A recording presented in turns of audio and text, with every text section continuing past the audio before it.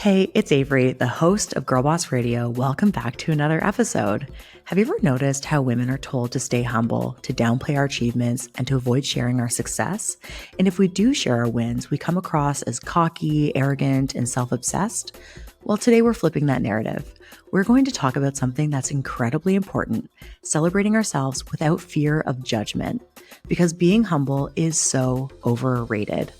I sat down with Stefanie Sword-Williams, a personal branding powerhouse and the founder and author of Fuck Being Humble. Stefanie started Fuck Being Humble to change the way we view self-promotion by encouraging people to be unapologetically proud of their achievements. In this episode, Stefanie shares her self-promotion journey and why she wants to challenge the stigma around it. We talk about practical ways to recognize and celebrate your own achievements, how to promote yourself online. No, it's not cringe to brag, and why you shouldn't be afraid to ask your friends to brag about you too. I think you'll find this conversation really helpful if you've ever struggled with sharing your success or felt hesitant to own your worth. If you prefer to watch this episode, Girlboss Radio is now on YouTube. Just go to youtube.com/Girlboss. Let's get into it. Stefanie, welcome to Girlboss Radio. I am so excited to have this conversation with you today. Before we get started, who are you for folks that are just hearing about you now? So my name's Steph Sword-Williams. I'm the founder and author of Fuck Being Humble, which is a female empowerment brand that helps women be unapologetically proud of their achievements and get over the fear of self-promotion. Ultimately, I want women to be cheerleaders for themselves, to claim what they deserve, and to never look back and have regret that they should have lived more boldly. So what advice do you have for women who hate talking about themselves? So the first thing I'd say is that almost every woman hates talking about themselves. They always worry that they're going to sound too arrogant or too self-indulgent. And I think it's the way that we've been conditioned to feel that we shouldn't speak too highly about ourselves. And as a result, any form of self-promotion or any form of advocating for ourselves can feel quite uncomfortable. So I think normalizing the fact that a lot of people feel that feeling is a really good starting point. And then the second thing that I always say to people is that people are always going to make up a story or a narrative about you, and you have more control than you think to actually choose what that looks and sound like. I would hate for other people to make assumptions on me, to misunderstand what I'm trying to do. So really taking control of that narrative and knowing that you have agency to actually go out there and say what it is that you want to be known for. I totally agree with that. And I think that there's to me, two groups of people that are just really comfortable with self-promotion, so much so that it just feels like naturally part of what they do all the time. And there's other people that are so afraid of it that they never engage in it at all. Do you find that there are these two archetypes when it comes to self-promotion, or what are these barriers that are getting in the way for people, generally speaking? I actually think there's so many different archetypes within these feelings. So I know for some people in my book, when I was writing it, I came up with the phrase procrastinating perfectionist. So I think for a lot of people, they are so want to be seen as perfect that they struggle to put themselves out there ever. Then there's the people who say to themselves, who am I? Who do I think I am? I'm not worthy enough to say this. Why do I think I'm worth the time? Or why do I think I can take up space like this? You've got the people that really want to, but judge themselves so much based on external opinions that they don't actually have evidence is true or not. So they're oh, people are going to think I'm really annoying, or people are going to think I'm cringy. So there's a lot of fear around external validation. I feel like the people who are good at self-promotion or are more open to it are actually just people that are more willing to experience rejection or criticism. I don't think anybody is born just amazingly confident and everybody gets that. I think these people have put themselves out of their comfort zone. They've shared things that have been quite courageous. They've been brave. They've put themselves in situations that maybe other people haven't. And as a result, that's built their confidence. But there's a lot of people that just feel well, if you're not born with it, then you can't be good at it. And that's really what I want to help people with, that I believe anyone and everyone can self-promote. You've just got to find your version of doing it. And that's actually one of the most fundamental things think of it like a recipe list, right? So you can add in all the different ingredients. You can observe how people do it. You can observe how people do it in a way that you don't like. And you can start to build your own formula of what your self-promotion looks and feels like. Not everyone wants to be inspirational and a role model. It might be that you want to share your failures because actually that's something that you wish you'd have seen. So really it's about figuring out, if I'm going to share a story, what do I want it to represent about me? And when I'm not in the room, what do I want people to say about me? But I think we have to move away from this narrative that some people are either born with it or they're not. That line is actually so false, and that's not the case. It's all about that learned behavior and how regularly you are challenging yourself to try and self-promote in order to get better. Okay, so there's a couple things you mentioned that I definitely want to dig into. And the first thing you mentioned was around like the person that really gets stuck in the perfectionism trap. What advice do you have for those folks that actually have something to say and want to share about their accomplishments or what they're building, but they're just stuck in that need to be perfect? Like, what do you do to get past that? The thing that I told myself was, get your it will do version. So let's say you're trying to build a website with a portfolio, or just trying to build a website that represents you and your work. You could spend hours, days, weeks, months, years building a website. But at some point, you've got to say to yourself, what is the it will do version, right? So most websites need a homepage, your contact details, and possibly some sort of a portfolio project showcase page. That's it. Really, all you have to build is 3 pages. If you want to go into that afterwards and keep adding, then you can. But you have to try and look at things as, what's the basic minimum requirement I need to create or do to get started, and everything can keep going from there. So I think what we have to do is look at that spectrum of, yes, there's like this gold star version you might be trying to work towards, but what are the small foundational steps that you can do just to get going? And also things like time-based activities. So telling yourself, I want to write a book. Okay. A lot of people I speak to want to write a book and they say, how do I get started? And I always explain to people, try doing like 10 minutes of something that will get you closer to that. So maybe for 10 minutes, you're just going to research publishers, right? That's all you're going to do. Or maybe the next day you've got 30 minutes. So you're going to start writing out what your different chapter titles could be. Just do these like small time-based tasks, because it takes it away from feeling like this big, overwhelming, scary activity into being something more digestible that feels more relatable in your mind, that you can actually achieve it. So that would be probably one of my best tips for those people that get stuck with perfectionism. And I also think we have to be mindful of the narrative that we tell ourselves, because so many of the people that I speak to go, I know it's not enough. And I always say to them, where have you got that from? Who has told you that? Have you actually had that feedback? And it's them in their head telling themselves they're not enough, but they have never actually received that feedback to say that that's the case. So a lot of the work I do when I'm supporting friends or people in my network is really drilling down on, where is this feeling coming from? And how can we try and make small steps around that to make you move forward than stay stuck in this quite uncomfortable space? Yeah, definitely. I think that context is so important. And I love when you bring it back to taking like a step-by-step approach, and the time-based activities is such an unlock as well, something that I haven't even really thought about at all. And that's something I'm going to be taking with me for sure from this conversation personally. You mentioned earlier in the conversation about a formula that works for some folks. For people that are listening to this conversation right now and they're thinking, okay, I'm feeling jazzed, I'm feeling inspired. Maybe they're writing notes right now as we speak about what they're going to be doing, the story that they're going to tell. What's the best formula, maybe, if there is one, when you're just starting out? So I would just say experiment with everything. Again, we tell ourselves we're not good at things. And again, I can use myself as the guinea pig. And I try to, with everything I share today, I've done it myself, which is why I can speak so confidently on this topic. I used to say to myself, I'm not doing video. Video is not for me. I hated the sound of my own voice. I cringed at my facial expressions. I was so hypercritical. And eventually, I was posting on LinkedIn, I was posting on lots of different channels, but video started to become this quite high demand form of content that I was getting asked do paid opportunities. There were different partnerships that were saying, would you create video content? And I kept telling myself, I can't do it. I'm not a video person. I'll never be doing that. Nobody had ever said I couldn't. It was only me. Now, that being said, if you think showing up on video would be awful, then don't do it. My top tip is start self-promoting in a format you think you'll be good at. So whether that's posting on LinkedIn, sharing Instagram stories, maybe it's just updating people in a meeting. Every meeting you'll go into, you're going to actively try and share a status update or some sort of progress that you've recently had.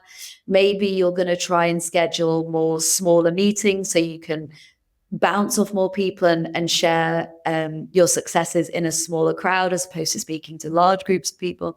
Maybe you're going to send your boss an email once a week with 3 to 4 things that you've done that week and 3 things you're going to focus on next week. And so that's what I want people to just try and do, is just try different forms of self-promotion, because all of it feels a bit uncomfortable to start with, but there will be certain types of content that you feel more comfortable, or forms of communication that you feel more comfortable with. Self-promotion, I always break it down. Self means I, and promotion is an activity that supports an aim or a goal. So that's all it is. You're just doing an activity that supports an aim or a goal. And I think that's a really good way to reframe it in your head. Yeah, definitely. And I think that what I loved about what you just shared is you're talking about all these different examples of where you can self-promote. And what I noticed is you were talking about people that are entrepreneurs, small business owners, but you're also making some pretty tangible examples around the workplace as well. Do you think that self-promotion is just for those who either are entrepreneurs or aspire to be entrepreneurs, or is self-promotion still something that would be really great for folks that are working in full-time jobs and have no interest in getting into entrepreneurship in the future? I think the biggest myth is that self-promotion is only for entrepreneurs. I actually wrote an article recently where I said the future of personal branding is going to be internal. It's going to be at companies. Because what we saw during the pandemic was that people turned to online as a form of self-expression, as a form of relationship building, as a form of networking. And people got quite comfortable working at companies and posting on LinkedIn at the same time. So there's actually a big group of people who want to share their voice, amplify their successes, and have no ambition to either leave the company they're at or even go on to run a business themselves. Because what they're seeing is the power of self-promotion as a form of confidence building, as a form of career development, as a form of networking. I mentor someone that works at TikTok, and she's been sharing videos and work that she's been doing across LinkedIn. And she told me that other people from TikTok, from around the world, from different locations, have started messaging her and asking her to get involved in other parts of the business globally because they found her on LinkedIn. So I absolutely believe that it is such a fundamental skill. I think if you can demonstrate to businesses that you are comfortable with self-promoting, it actually shows another side of your skill set that may not be marketing and storytelling, but it's a really valuable tool for the business that you work for, because what you're showing them is, you may have hired me for this role, but I'm also good at amplifying the company's successes, which will only ever lead to more revenue. It'll lead to more increased opportunities. I can't imagine any line manager or leader or boss that would be upset by the fact that you are comfortable with promoting the business. Yeah, definitely. And you know what's interesting for me, before I started my business 7 years ago now, I had just was engaging in a lot of self-promotion just because I was really excited about the work I was doing with the company I was working at the time. And when I had gone on to, and kind of was like forced into entrepreneurship, it was much easier for me to get my first 5 clients because they had been kind of watching my growth and journey on LinkedIn, because I was just kind of sharing and talking about it. So those first 5 clients were much easier than the first 50 clients that I got, because these are people that had already been engaging with my work and celebrating my work. And I know this is true for so many of my friends that are entrepreneurs as well, if that's a goal. But another thing that I wanted to talk about is how self-promotion can really be a way to safeguard your career. So over the last 5 years, we've been seeing huge waves of layoffs across many different industries, in particular in tech and marketing roles. A lot of companies that our listeners work at have been impacted by these layoffs. I personally think that self-promotion actually helps to safeguard people's careers. Do you think that this is true? Is it helpful for that at all? So I think what we can see from self-promotion is, as I mentioned, it demonstrates to the company that you may have been hired for something, but you're also open to being flexible with your skills. You know, one of the things that I did when I was working full time, I used to love running events, and I'd started running events for Fuck Being Humble as a side hustle outside of work. But once my work found out that I was hosting these events, I actually suggested that I would host an event for my company. And off the back of that, lots of people came to me and were like, "Oh, Steph, would you help me run this event? Would you help me run this event?" I ended up traveling around the world hosting these events for my company. It wasn't part of my job title, but I'd created an additional need and value and business case around my skill set. So if they were weighing me up, you know, in a pool of talent, they could see beyond just her initial skill set that we've hired her for, she actively looks for ways to bring her passions and her interests to the company, but she also creates a strong business case for it and makes a clear idea as to why this is important. So I think it is really useful because it allows you to communicate and publicly share all of the versions of you that you might not necessarily know if you just stick to being known as your title. I say this a lot, you know, when I worked in advertising, my title was an account director or a business director. But if I only introduced myself as that, you wouldn't know that I'm a TEDx speaker. You wouldn't know that I had written a book. You wouldn't know that I love networking. You wouldn't know that I post on social media all the time. And if we're not the ones communicating these aspects to other people, why would they seek out that information? So my thing is, never let your talent be seen or undervalued, and never put your success in the hands of other people. You've got to finish each day thinking, I did the best I could. Whatever the result, I know I did the best I could to demonstrate why I'm such an asset and why I'm so valuable. I love this notion around like, if you don't celebrate you, if you don't talk about you, who will? And I think that sometimes we're really lucky to have people that will talk about us and our work and the impact that we've made in rooms that we're not in. And we love those types of people. Everyone listening right now should be one of those people. A big blocker is that people feel like they shouldn't be speaking about a topic or maybe sharing stories about their career unless they are the expert or a expert. What do you feel about that? Like, what are your thoughts? I have a very strong opinion on this. So when I was approached to write my book, I was never classed as a writer. Nobody ever said that was a good skill that I had. I knew I could talk loads, but I never thought that writing was something that I was going to excel at, let alone become an author. And I remember saying thanks, but no thanks, and hung up the phone when publishers reached out for me to write a book. And ultimately, when I really reflected on why that was, it was this fear that I wasn't good enough. It was this fear that I wasn't expert enough. I hadn't spent enough time in the industry to have an opinion on this. Was I deserving enough of this? And actually, what helped me get through that process was saying to myself, if one person benefits from this, that's all that matters. And I realized that what I did during that process was, instead of trying to be an expert, all I said to myself was that I was a contributor.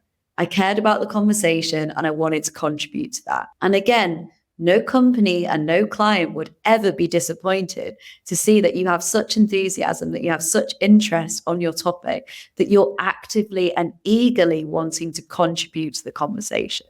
What I hate to see is people that I know have so much to share, so much value, but they just withhold that because somebody hasn't told them, you can speak now, or your opinion is valid. And actually, I always say to people, you've got to shoot your shot. I always say, like, what is just that small piece of self-promotion you could do every day? One of my favorite authors is Daniel Pink. And he said the number one regret that we have is something called boldness regret, is wishing that we'd been bolder in our actions and in our voices. For me, if you can see yourself as a contributor, you will eventually get to the point where you celebrate yourself as an expert, but you do not need the external validation or approval from somebody else to tell you you are expert. You can decide that. Okay, so what I'm hearing is contributor versus an expert mindset. What are some like non-cringy ways to promote oneself professionally? So I mentioned this earlier about giving updates to people. So the thing that I used to do was I would email my boss every Friday and say, here's 3 things that I've done this week, and here's 3 things I'm going to focus on next week. The reason this is so effective is it helps you to put that information in front of your line manager without having to see them verbally and practice it. So this is a really good activity to start off with. And you could do this also with your clients if you're self-employed. The next thing that I do, I have a WhatsApp group with 2 friends where every Friday we share our wins before dins. So around 6:00, we share anything we've done that week that we're proud of. It could be going for a walk every day. It could be posting on socials. But we practice verbalizing our successes, because it's one thing writing it down, but if you're not able to practice saying it, when it comes to those career defining moments, you're not going to advocate for yourself as effectively. So this is something that we actually started in lockdown because we were just trying to find any sort of silver lining and any bit of hope to help us through those quite difficult days. But it became this really strong practice of accountability for one another. And because we were WhatsApping throughout the day and throughout the week, if one of us had forgotten something we'd done, we'd remind each other, like, and don't forget you did that, and don't forget you did that. So let's say you work at a company, or maybe you're in a work environment where you don't feel like you can do that self-promotion with your peers at work. This is a really good out of work activity to do, possibly with your 2 best friends. Maybe you could do it with a mentor. Maybe you could do it with some peers that are also trying to progress in the industry. But what's nice about this is it's about you reminding yourself that you need to take accountability for it. And at the very bare minimum, if nothing else, just start writing things down. So I have a folder in my phone called Proud Moments. Every time I do something that I'm proud of, I will add a photo to it. It's such an amazing thing to have this archive of amazing things. And it can be super, super small. You know, it could be you just had a difficult conversation and maybe you take a photo of yourself after the call and you're like frazzled, but actually you're really proud that you did that, right? Put that moment in the folder. Not everything needs to be this, I've just secured a £10,000, pay increase, or I've just become VP. That's not necessarily what we need to be doing. It's like you said, it's the journey, not the destination. And I know whenever I have a wobble, whenever I feel like I've got imposter syndrome, I can just look at this and be like, what are you talking about? There's loads of evidence to prove this wrong. I love that. I really, really appreciate you sharing all that. If someone's wanting to start right now with self-promotion, where do you think is like the best medium for someone to start? So I often recommend that people think about what is it they're trying to achieve with their self-promotion. So again, I could give a personal example. When I was working in advertising, I loved my job and I loved my career. But I wanted to public speak more because I knew I was good at public speaking. I did it through university. I've done it throughout my career. But at that time in my career, I wasn't really getting the chance to use my voice as much as I would have liked to. And there were actually 3 to 4 senior leaders that would have come ahead of me before me getting the chance to take up that space. And really what I always wanted to do was become a TED speaker. Like that was my goal. Like I love TED Talks. I remember like being fascinated with the whole platform as soon as I discovered it. And I just thought, God, if I ever got the chance, like what an incredible opportunity that would be. But ultimately, thinking about that reminded me that I was doing nothing to get that opportunity. So TED were never going to call me because at that point in my life, I wasn't posting online.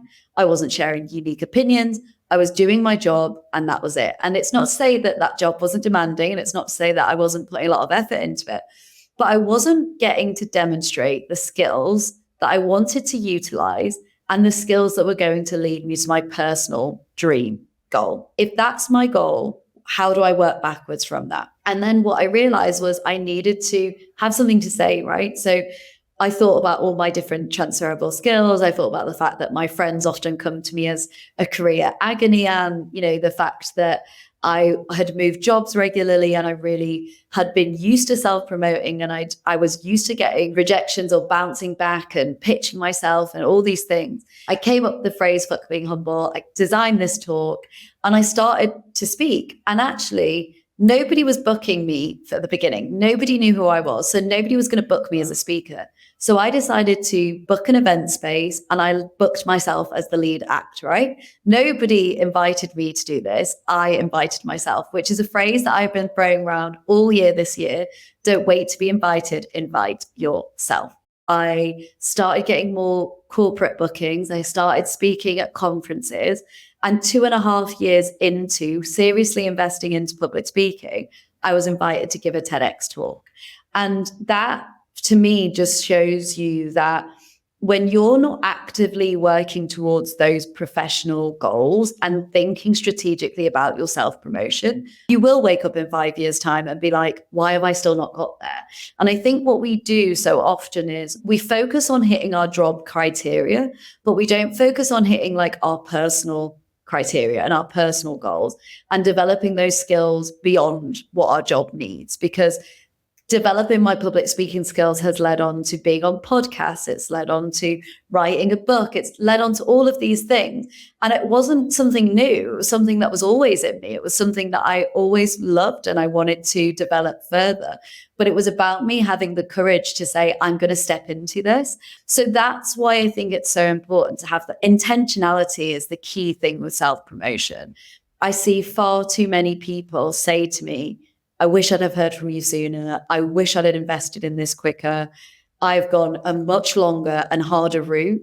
And if I'd have just promoted the work I was doing whilst I was doing it and had more intention, I think I'd have got the results quicker. So what recommendations do you have for women that are listening and we've gotten through this far in the conversation, but they're like, oh, but I still want to be humble. Like, I don't want to come off as bragging. Like, what recommendations do you have for them? So when you Google the word humble, it has multiple different definitions, but generally they sound a bit like being humble means you don't consider yourself better than other people. Being humble means that you're having or showing a low estimate of one's own importance. Or staying humble means you have a perspective that you are as valuable as others and that you are not better than them. So I always have these close to me just to remind people that whilst I understand why the word is there, why it's needed, and why it's important, of course I believe in being humble. But what I hate to see is women being so modest, they miss out on opportunities. And the problem with being humble is if we are saying to ourselves, we don't think we are better than other people, where does that leave us? At some point, we have to see our value and speak highly about it. If we are always underselling ourselves and we are always minimizing ourselves, we are not going to secure the opportunities that we want. When I was writing my book, I came up with the phrase FOSS, the fear of sounding stupid. And I honestly think that's one of the biggest things that stops women. We are so worried because actually studies and society shows us women don't get the same treatment if they self-promote. I've definitely been trolled differently to men. Women are seen as boastful or braggy or too assertive if they speak about themselves in a true or authentic way in the workplace. Women are seen to be too greedy if they ask for what they deserve. So there's definitely a difference in how women are treated with self-promotion. That being said, I believe now more than ever, there is such a great opportunity for us to rise up as role models, because a big factor as to why I think women struggle with self-promotion is because we haven't had many role models that demonstrate it. We actually haven't had many good male role models, but at least we've seen men do it. But we haven't seen many or enough women, in my eyes, really confidently say, yeah, I did that. And I'm proud I did that. I'm going to say it loudly. In fact, I am not bothered in the slightest that this may come across as not being humble, because I achieved that. Someone said, keep doing what you're doing because you're building a generation of strong, empowered women. That is what I want. I want women to be like, yeah, I am so unbelievably proud of myself. Because why would we not see pride as a positive personality trait? So I think what's really important is that if somebody around you has the courage to self-promote, don't mock them. Don't question them. Don't make them feel small because you wouldn't do it. Don't tell them, I would never do that. That's fine. There's probably a reason you wouldn't do it, because you're not very brave and you're not very courageous and you care too much about what people think. Please don't put your fear, your doubts, your worries about self-promotion on the people that are doing it, because we need to see more role models, especially women, taking up space. And I say this in one of my workshops, if you don't take up space, other people will take your place. I love that. And I think that with that, I figured maybe we should shift gears a little bit. What advice do you have to folks that are listening that want to get better at encouraging their friends to engage in self promotion, to be less humble, to take up more space? I think that some of the most career shifting moments I've had is with women who've really kind of pushed me to see who I am, like who the fuck I am, and remind me like what I'm capable of and what I've accomplished. Because I think it's so easy to forget. But then also, we've been deeply socialized to be humble and to be nice and to engage in this like kind of self-deprecating. For me, humor is like self-deprecating humor is like a thing for me. It's so steeped into the way that we exist. So what advice do you have for those people that are listening right now that are like, you know what, I'm kind of good at this already, but I want to support my friends with this? Shower them with compliments and show up for them. Because often the reason people don't do it is because they don't believe it. It's because they've not had that external validation. So if you think your friend is incredible, if they don't hear it enough, if they don't tell themselves that enough, if they work alone, or maybe they've got a toxic manager who never tells them how good they are, you keep reminding them how good they are. The second thing that I recommend for anyone listening who is like, God, I hear what she's saying, but I hate the thought of self-promotion. Stop making the story only about your perspective. So if someone gives me a nice piece of feedback, I will say, people often describe my work as ... or I have been celebrated for ... And what's nice about that is you're taking live case study, you're taking live feedback from other people, and you're just slotting it into a very carefully considered sentence, which is, other people describe me as a colleague that does this. Right? These are really simple phrases that we can use that don't rely on only us sharing our self-promotion. It's bringing in all the brilliant stuff that other people say to us. But the first point, the best thing we can do as supporters is say those things to them so that they can reference that later down the line. While we're here on this topic, celebrate your friends' professional accomplishments, especially the women in your life. I think that so often women are only celebrated when they get married or when they get engaged or they hit specific like familial type accomplishments and milestones in their life, but they're not celebrated when they get the promotion or when they launch their business, which is a really hard thing to do, or when they quit a job or when they close down their business, like all really important milestones. It is free to support your friends at work, whether they are an entrepreneur or they're working corporate internally for another organization, through liking whatever they share on socials, on LinkedIn, whatever. And the other thing I'd say is don't be afraid to ask for that support from other people. I've sent posts to my friends before and been like, please, can you just whack like a bunch of fire, heart, queen emojis, like just anything. You don't have to think about it, but just show it some engagement, show it some love. But I can put my ego aside and ask for that support. We all go through the same experience. If you're worried that nobody's going to like, comment, engage with what you share, then be the person that does that for other people, and they're more likely to do it back for you. Or like you say, create this group or this 2 or 3 people you know you can always rely on to not give you crickets, right? To make sure that there is some level of support. Because I think, like I said earlier, FOSS and that fear of sounding stupid or that fear of judgment, that is what we worry so much about. I always say to people, what would you share if you knew it was going to get likes? So I really am enjoying this conversation. I feel like I could talk to you for hours, but I think I'm going to leave off with the question around like essentially your ethos. What does adopting a fuck being humble mindset really look like in practice? So to fuck being humble is to adopt a mindset that you will never miss out on opportunities because you're being too modest. That is what I want people to say. I am not expecting you to stand on a chair with a megaphone and scream how incredible you are. That is not what I'm expecting you to do. I just want you to change the inner mindset and that inner dialogue. So the next time you are at a moment where you should speak up and you should celebrate yourself and you should advocate for yourself and you should share your perspective, say to yourself, fuck being humble, I've got this. Fuck being humble, I know the answer to this. Fuck being humble, you are worth this, right? It needs to be that internal mantra that you come back to. It's this emotion, but it's also an action, right? It's a doing word of, yeah, I stopped getting in my own way and I actually stepped forward and showed myself in the best possible way. So that's what it means to fuck being humble, is to not hide from who you are and how great you are, and actually bring that to the surface and tell people at the right times, how can I be more tactical and more intentional with the narrative I share about myself? Exactly. Oh my gosh. Okay. That is the best place for us to leave this conversation. For folks that want to continue to follow you on your journey, where can they find you? So you can add me on LinkedIn, Stefanie Sword-Williams. You can follow at F Being Humble across all social media channels, or just search Fuck Being Humble. You can grab a copy of my book. It's available in print and audio. And if you want to check out our workshops and talks or book me as a speaker, you can just head to www.fuckbeinghumble.com.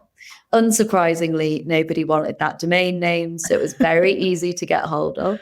And yeah, I'd love to hear from you, and I'd love to stay in touch. Okay. Thank you, Stefanie, for your time and your energy today. And I'll definitely be following along and everything that you do from here on out. Thank you so much.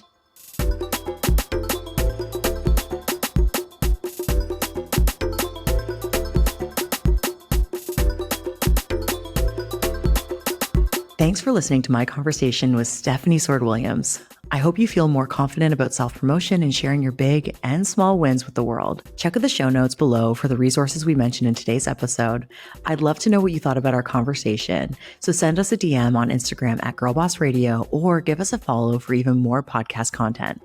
Tune in next week for another episode with a very special guest, and until then, don't forget to rate this episode and leave us a 5-star review. This podcast is produced by Victoria Christie and Camila Nizio and edited by Diego Domine. Until next time, keep blooming.